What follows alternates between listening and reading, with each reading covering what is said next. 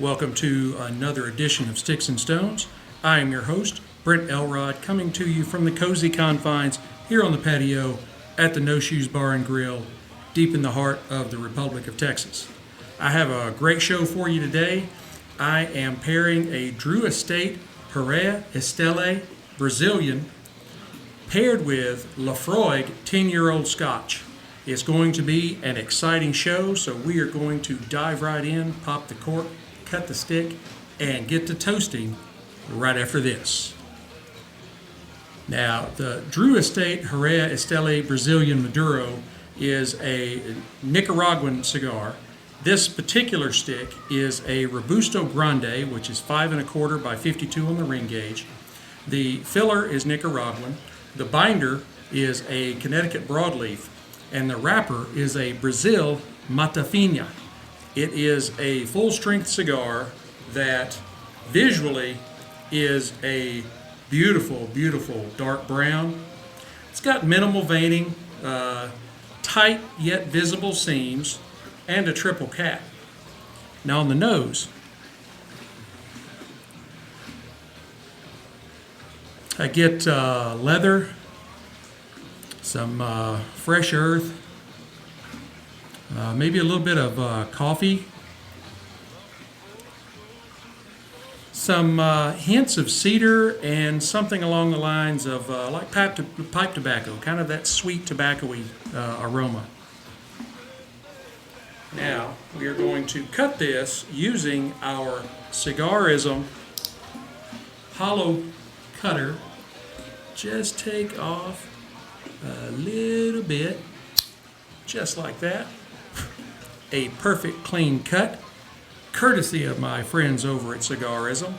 Stop by their Amazon store and see them. They have everything you could possibly want for the cigar smoker or pipe smoker. Now in the cold draw, this is a very easy draw. I get some notes of maybe like saddle leather, a little bit of spice, some chocolate. I get more earth and kind of a creamy sweetness. So this is just a wonderful stick. I think it is going to be a good one for us. Now, Laphroaig 10-year. Laphroaig has been distilling since about 1815. It was originally distilled with just the leftover grain that was not used for cattle feed. However, in the 1830s and 40s, it began distilling commercially and is now a member of the Beam Suntory group. It is an Islay Scotch, so it is a little bit outside of my normal regions, but I try to be fair. It is 40% alcohol by volume, that's 80 proof. The mash bill is 100% malted barley, and it is aged 10 years in ex-bourbon barrels. So let's go ahead and uncork it.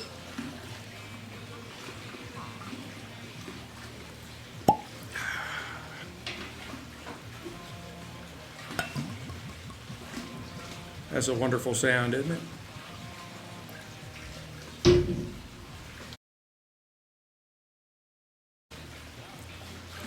Sorry, I had to cough there, so I muted for just a second. I didn't want to cough in all your ears.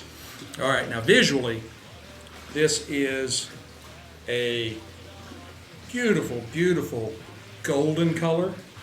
I mean, no like reddish hues in it or anything, just a beautiful light gold, almost like what you would think of as like a ripe wheat field. On the nose,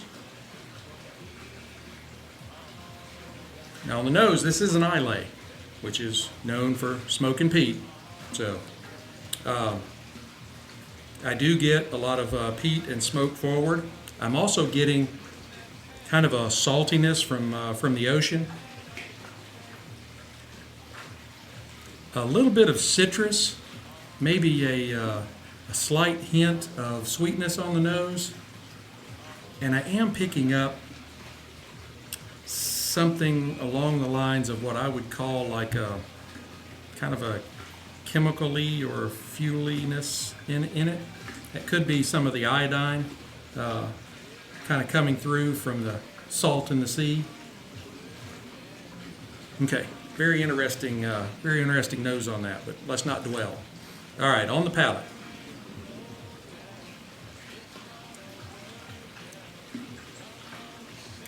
Wow. Okay. There's a lot there for me to digest. Give me just a moment. Okay. It is peat forward with, it's more than just smokiness.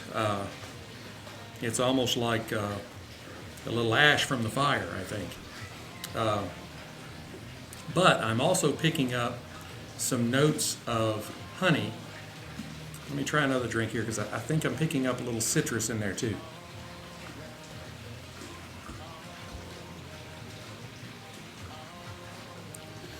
Yeah, I pick up a little bit of like oranges and that salty, oceany, iodine kind of flavor.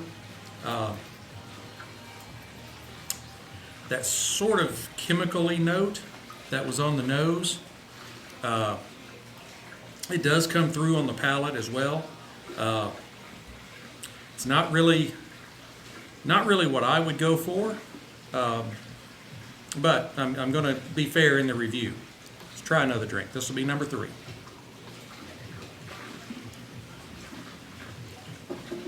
I will say it has an excellent mouthfeel. It's got just enough oily, coaty kind of goodness to it, but not too much where it leaves you kind of smacking afterwards, trying to get rid of it. None of that. It's got some really good notes in it, some honey and some citrus, and it's just a little heavy on the smoke and peat for me. But let's go ahead and fire up our stick and get these tried together.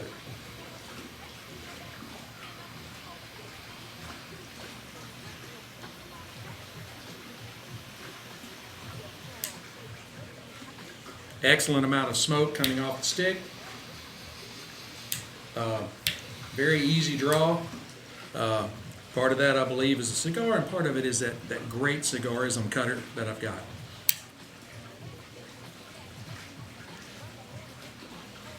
I used my Rocky Patel Envoy 5-torch from about 2 inches away.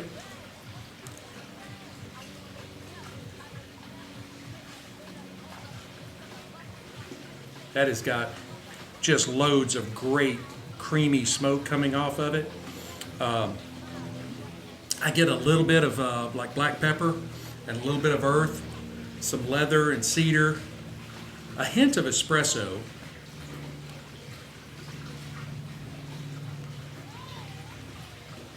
and some orange peel. And then again, I think I told you I picked up like a little bit of pipe tobacco in the nose. I also get that a little bit now that the stick is lit.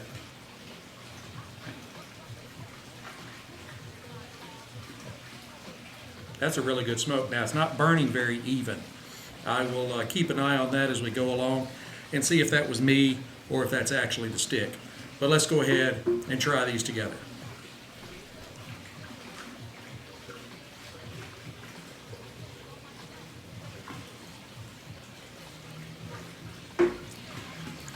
I actually will say those go pretty well together. The smoke actually seems to tamp down some of the smokiness and peatiness in the Laphroaig. That is amazing. I was all set to start heading down a road. This is going to be a terrible matchup. The stick is great, but that first drink together was really good.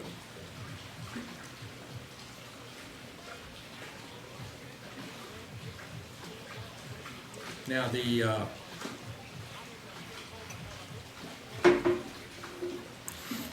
orange and citrus is pairing together with the earth and oranges, honey, peaty flavors off the Scotch. There is that still that kind of light chemically note that is a little distracting, but I'm going to go ahead and burn this stick down to the halfway mark, and I will come back and give you an update. Hey Stoners, I am back. Here at the halfway mark, the Herrera Brazilian is giving off some really good notes of pepper and earth, and bringing in a little cedar and espresso and pipe tobacco, and it still has that kind of creamy sweetness, but the chocolate has kind of come to the forefront, which is really good.